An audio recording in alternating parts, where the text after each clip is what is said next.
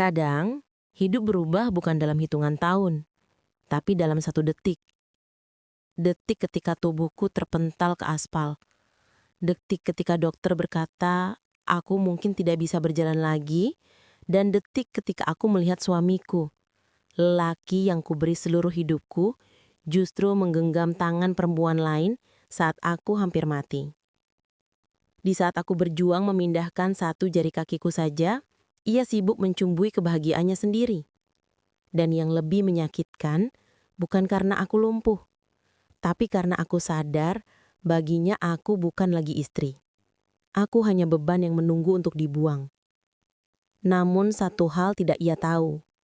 Saat manusia dihinakan, disakiti, dihancurkan, justru di sanalah Tuhan menyiapkan kejutan terbesarnya. Klik like dan subscribe karena cerita ini bukan sekadar tentang dikhianati, tapi tentang bagaimana seorang perempuan bangkit, berdiri, dan membalas dengan cara paling elegan. Sore itu langit Jakarta terlihat berat, seperti menahan sesuatu yang ingin tumpah.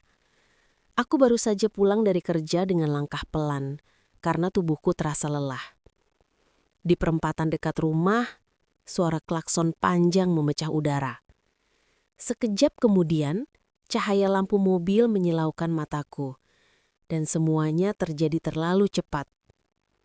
Tubuhku terpental, lalu gelap seketika. Aku masih ingat suara orang-orang berteriak memanggil namaku. Ada bau darah, suara ambulans, dan dinginnya udara ruang gawat darurat. Ketika ku buka mata, wajah dokter menatapku dengan iba. Ia berkata pelan bahwa syarafku mengalami trauma berat. Aku mungkin tidak bisa berjalan untuk sementara waktu. Rasanya dunia berhenti. Aku bahkan tidak tahu bagaimana harus menangis.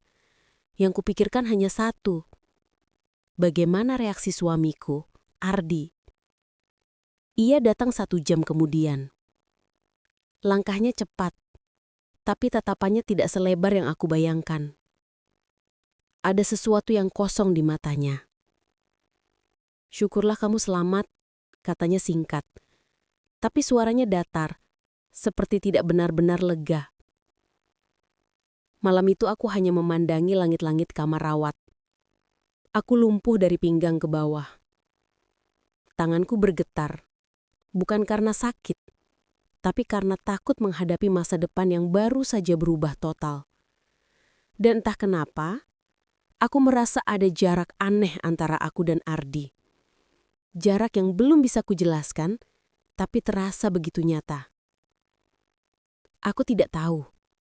Hari kecelakaan itu bukan hanya merenggut kakiku, tapi juga membuka pintu menuju pengkhianatan yang selama ini tersembunyi rapat. 3 hari setelah aku masuk rumah sakit, Ardi mulai pulang lebih cepat. Bukan karena ia ingin menemani, tapi karena dokter memintanya menandatangani beberapa persetujuan tentang perawatanku. Namun tiap kali ia duduk di kursi samping ranjangku, rasanya ia sedang terburu-buru. Ia sering memegang ponselnya. Layar menyala dengan pesan masuk yang ia sembunyikan cepat. Saat kutanya, ia hanya bilang itu pekerjaan. Tapi hatiku mencurigai hal lain. Ardi tidak pernah seperti itu sebelumnya. Ia pernah begitu perhatian, begitu manis, selalu memastikan aku nyaman. Tetapi kini, ia seperti bayangan dari dirinya yang terdahulu. Suatu malam, aku terbangun karena suara notifikasi. Ardi tertidur di sofa kecil.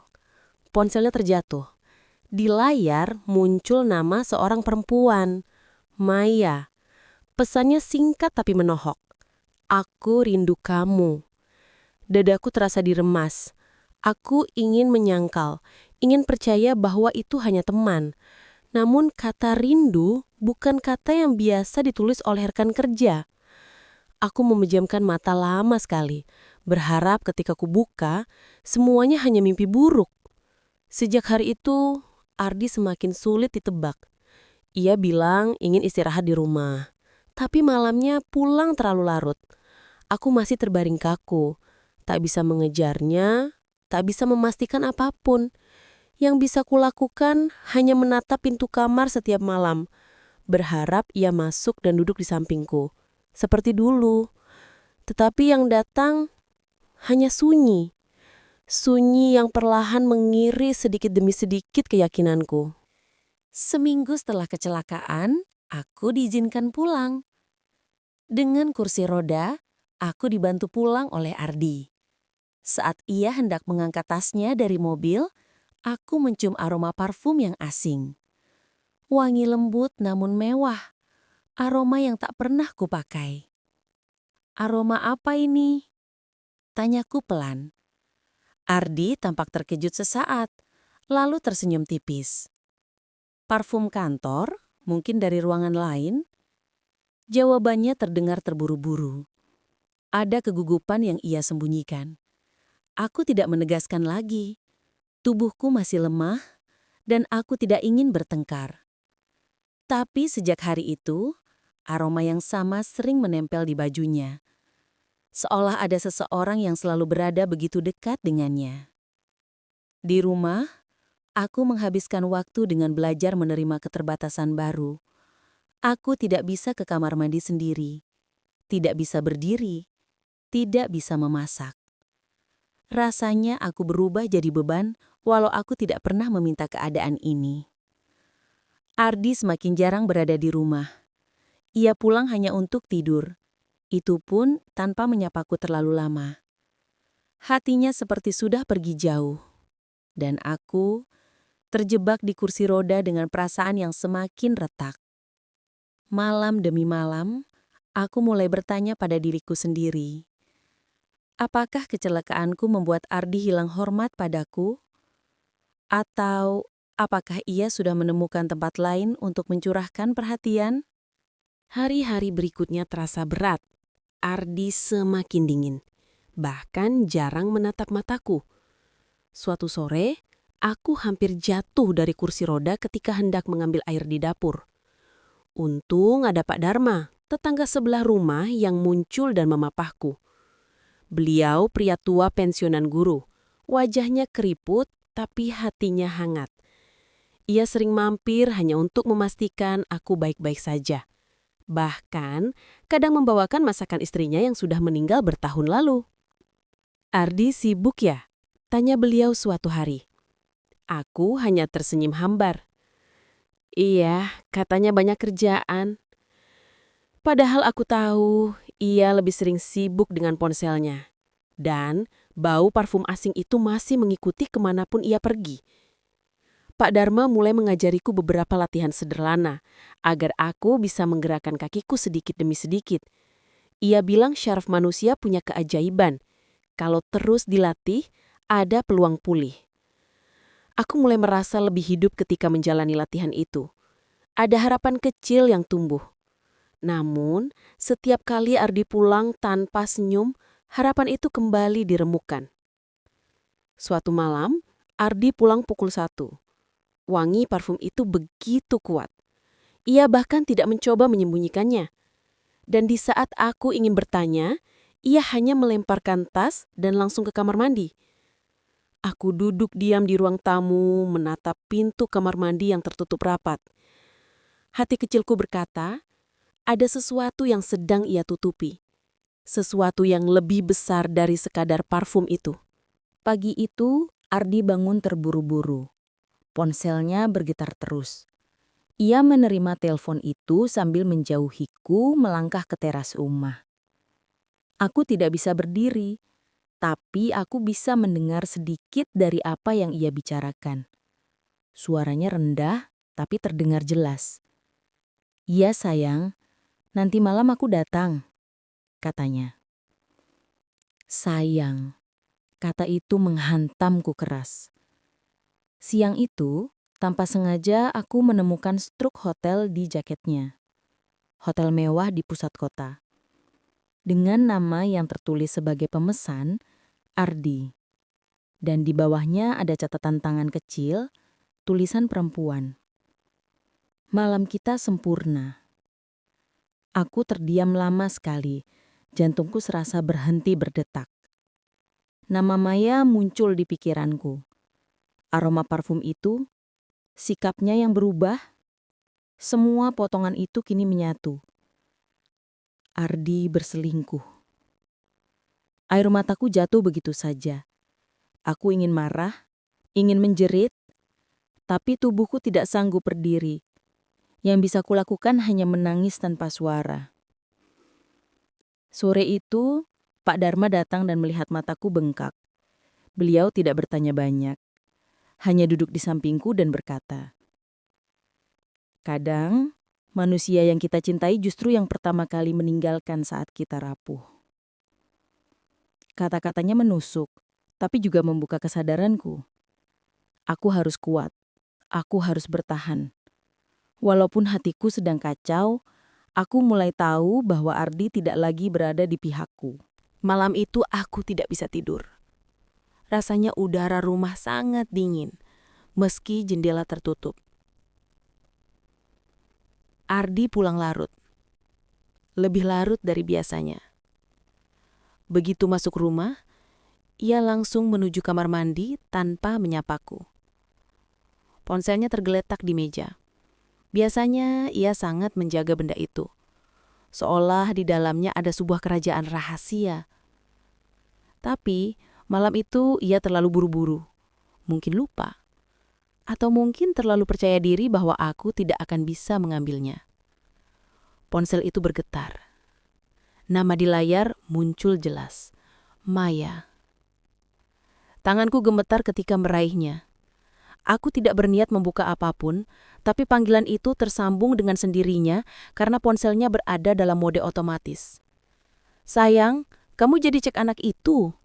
Aku takut dia makin lama makin susah disingkirkan." Suara Maya terdengar begitu jelas. Anak itu. Mereka membicarakanku. Lalu suara Ardi menjawab dari balik pintu kamar mandi, tidak sadar teleponnya tersambung. "Sudah, aku urus. Dia tidak akan lama di rumah. Setelah semua ini kelar, aku bebas." Bebas. Kata itu seperti pisau yang ditancapkan ke dadaku. Suamiku ingin bebas dariku. Bukan hanya selingkuh, tapi juga ingin menyingkirkan aku dari hidupnya. Aku terdiam mematung, mendengar percakapan mereka yang terasa seperti mimpi buruk yang berjalan lambat. Ketika Ardi keluar kamar mandi, aku langsung menutup telepon dan meletakkannya kembali. Ia tidak curiga sedikit pun. Ia hanya mengusap rambutnya sambil tersenyum kecil. Senyum yang bukan lagi dimiliki untukku. Malam itu, aku menangis tanpa suara, mencoba menahan tubuhku yang bergetar. Untuk pertama kalinya, aku merasa aku mungkin harus bertahan bukan hanya dari sakit fisik, tapi juga dari keinginan suamiku untuk membuangku. Sejak mendengar percakapan itu, hatiku berubah. Aku tidak bisa lagi hanya duduk dan menunggu takdir. Kalau Ardi ingin membuangku, aku harus punya kekuatan untuk berdiri kembali, secara harfiah maupun batin. Aku meminta bantuan Pak Dharma untuk latihan gerak lebih intens. Beliau datang setiap sore, memijat, membantu menggerakkan kakiku, dan mendorongku untuk mencoba berdiri meski hanya beberapa detik. Awalnya, kakiku terasa seperti batu, tidak ada respon. Tapi hari demi hari, setelah latihan yang menyakitkan, aku mulai merasakan sedikit sensasi di ujung jari kaki. Sentuhan itu kecil, tapi rasanya seperti cahaya yang menyelinap masuk ke ruangan yang gelap. "Ini kemajuan besar," kata Pak Dharma sambil tersenyum bangga. Aku hampir menangis. Untuk pertama kalinya setelah kecelakaan, aku merasa tubuhku bukan musuhku. Aku punya harapan. Harapan untuk berjalan lagi, untuk bebas dari ketergantungan, untuk melawan nasib yang menekanku. Namun perubahan ini tidak membuat Ardi senang. Ketika ia melihatku belajar berdiri dengan berpegangan pada meja, ia malah berkata pelan, "Jangan paksa, kamu hanya bikin rumah makin repot nanti." Kata-katanya membuktikan satu hal. Ia tidak ingin aku sembuh. Ia ingin aku tetap lumpuh, agar ia punya alasan membuangku. Tapi aku bertekad, aku akan pulih. Dan suatu hari nanti, aku akan membuatnya melihat bahwa perempuan yang ia remehkan ini bisa berdiri tanpa bantuan siapapun. Beberapa hari kemudian, Ardi berkata ia harus pergi menemui klien. Tapi, ia berdandan terlalu rapi untuk sekadar urusan pekerjaan. Aku tidak mengatakan apapun. Namun dalam hatiku aku tahu, ia akan bertemu Maya. Setelah ia pergi, rumah terasa senyap. Aku latihan gerak ringan sampai sore, menunggu Pak Dharma datang untuk latihan berikutnya. Namun hari itu, beliau tidak muncul. Mungkin sedang keluar kota, aku pikir. Menjelang malam, suara tawa perempuan terdengar dari gerbang. Pintu terbuka, dan Ardi masuk bersama Maya. Betapa terkejutnya aku. Suamiku membawa selingkuhannya pulang ke rumah kami. Maya melihatku yang duduk di kursi roda dan tersenyum sinis.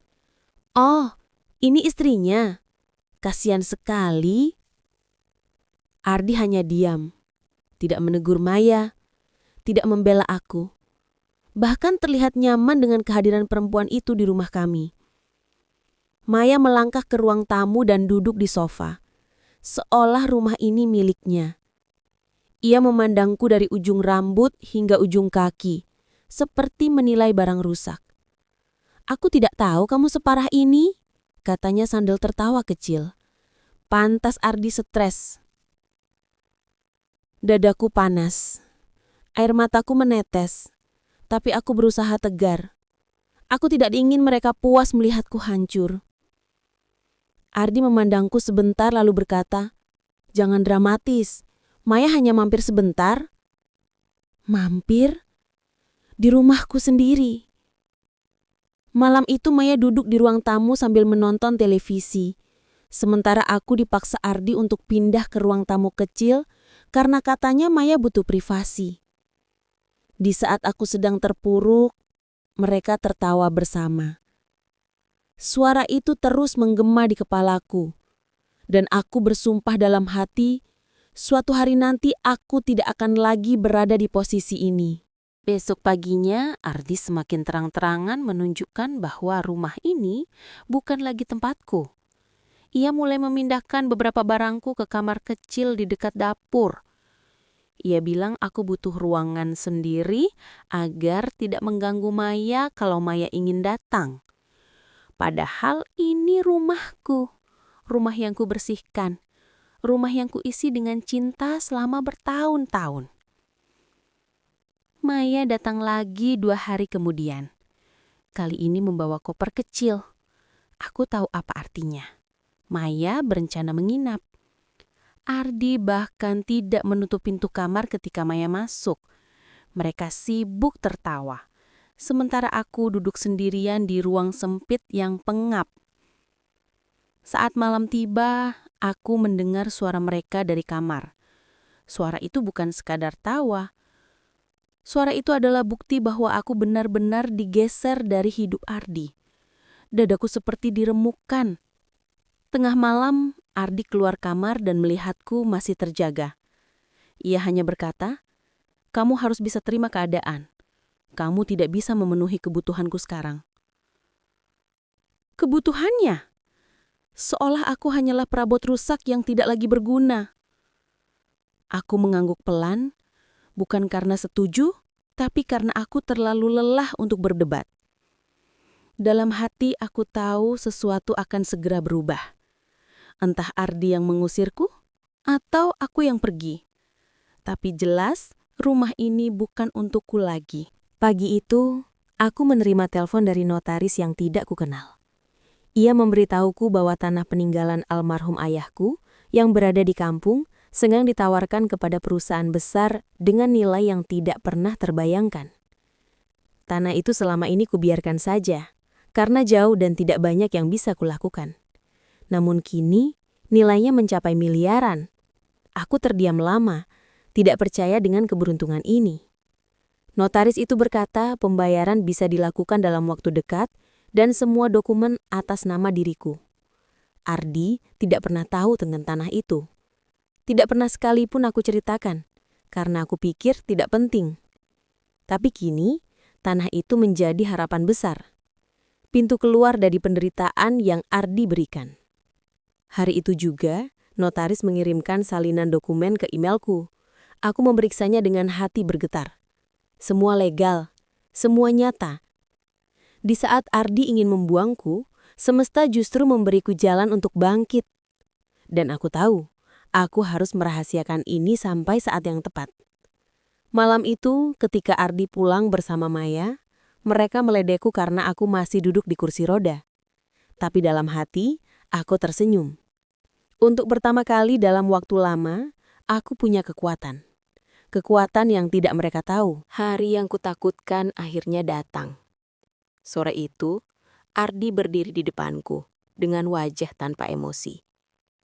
"Kita harus bicara," katanya. Aku tahu apa maknanya, tapi aku tetap mendengar. "Aku pikir lebih baik kamu pergi dari rumah ini. Kamu bisa tinggal di rumah orang tuamu." Orang tuaku sudah meninggal. Ia tahu itu. "Aku sudah tidak sanggup lagi mengurus kamu. Dan Maya butuh ruang. Aku harap kamu mengerti," katanya tanpa rasa bersalah sedikit pun. Mengerti? Bagaimana caraku mengerti ketika suamiku mengusirku demi perempuan lain? Aku tidak berkata apapun. Aku hanya mengemasi barang-barangku pelan. Tidak banyak yang bisa kubawa. Hanya beberapa pakaian dan foto lama. Dengan kursi roda, aku meluncur keluar rumah yang pernah kuisi dengan cinta. Ardi tidak memandangku lama. Maya bahkan tersenyum tipis. Seperti puas melihatku akhirnya tersingkir. Aku meninggalkan rumah itu tanpa tujuan yang jelas. Tapi aku tahu satu hal. Hidupku tidak berakhir di sini. Aku masih punya harapan. Harapan yang akan mengubah segalanya. Beberapa minggu setelah aku diusir, pembayaran tanah warisan itu cair. Angkanya cukup membuat hidupku berubah total. Aku memindahkannya diam-diam ke rekening baru yang tidak pernah diketahui Ardi. Aku menjalani fisioterapi intensif dan konsultasi ke dokter spesialis syaraf. Dengan pengobatan yang tepat, kakiku perlahan membaik. Rasa kesemutan mulai hilang dan aku bisa berdiri tanpa bantuan setelah berbulan-bulan berjuang. Pada bulan ketiga, aku bisa berjalan dengan tongkat. Bulan kelima, aku bisa berjalan tanpa apapun. Dan suatu pagi, aku menatap bayanganku di cermin. Perempuan yang dulu hancur itu telah hilang.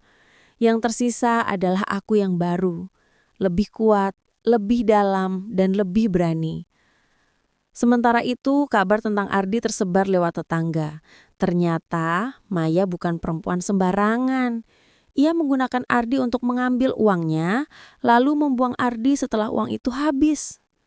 Ardi kehilangan pekerjaan, kehilangan rumah yang sudah dijualnya, dan kini tinggal menumpang di rumah temannya.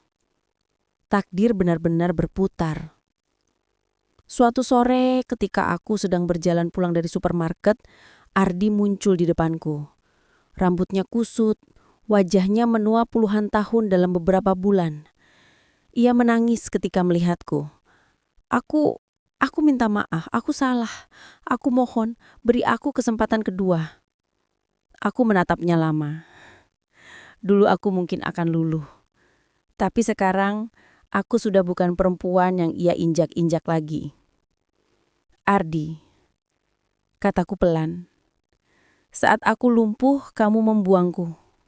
Kini saat aku pulih, aku tidak butuh kamu lagi." Ia tertegun. Tangisnya pecah, tapi aku berbalik dan pergi tanpa menoleh. Hari itu aku tahu satu hal. Pengkhianatan memang menyakitkan, tapi kebangkitan jauh lebih indah. Dan aku memilih untuk melangkah maju, meninggalkan masa lalu yang tidak layak aku perjuangkan lagi.